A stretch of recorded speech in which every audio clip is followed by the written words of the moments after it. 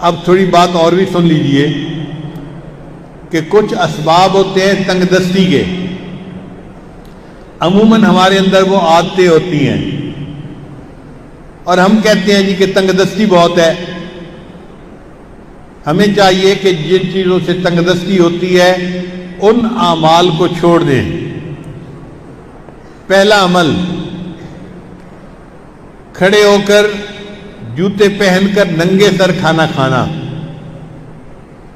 آج کل شادیوں میں، دعوتوں میں ایک عام سی بات ہے، جوتے پہنے ہوتے ہیں، ننگے سر ہوتے ہیں اور کھڑے ہو کے کھانا کھاتے ہیں۔ اس سے اللہ تعالیٰ رزق میں تنگی فرما دیتے ہیں۔ دوسری بات، بیت الخلاء میں باتیں کرنا۔ تیسری بات، مہمان کو بوجھ سمجھنا۔ چوتھی بات، ہاتھ دھوئے بغیر کھانا کھانا اور بسم اللہ پڑھے بغیر کھانا کھانا، اس سے رزق میں تنگی ہو جاتی ہے۔ پھر پانچویں بات، کھانا ختم ہو جائے تو کھانے کے برتن کو اچھی طرح صاف نہ کرنا، اس سے بھی رزق میں تنگی ہوتی ہے۔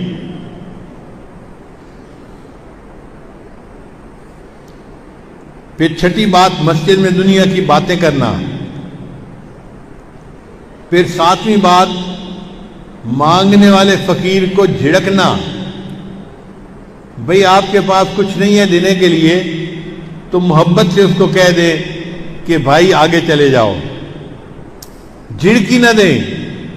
کئی لوگ اس فقیر غریب سمجھتے ہوئے اس کو جھڑکنا شروع کر دیتے ہیں، تجھے کہا نہیں، تو نے سنا نہیں، جاتا کیوں نہیں؟ تو فقیر کو جھڑکنے سے خود بندہ رزق کی تنگی میں مبتلا ہو جاتا ہے۔ پھر ساتواں عمل، مغرب کے بعد بلا عذر کے سو جانا۔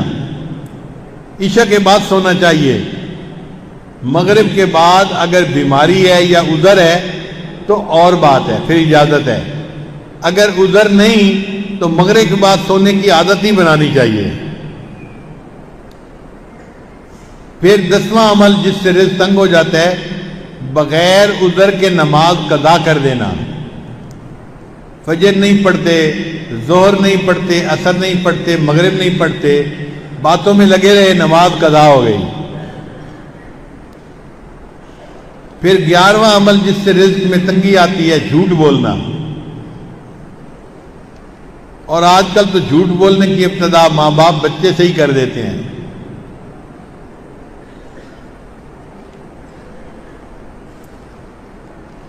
پھر 12واں عمل جس سے رزق میں تنگی ہوتی ہے، گانے بجانے میں دل لگانا۔ گانے پسند ہوتے ہیں تو آپ دیکھیں گاڑیوں میں ہر وقت ٹوں ٹوں ہوتی رہتی ہے، گانے لگے ہوئے ہوتے ہیں، میوزک لگی ہوتی ہے۔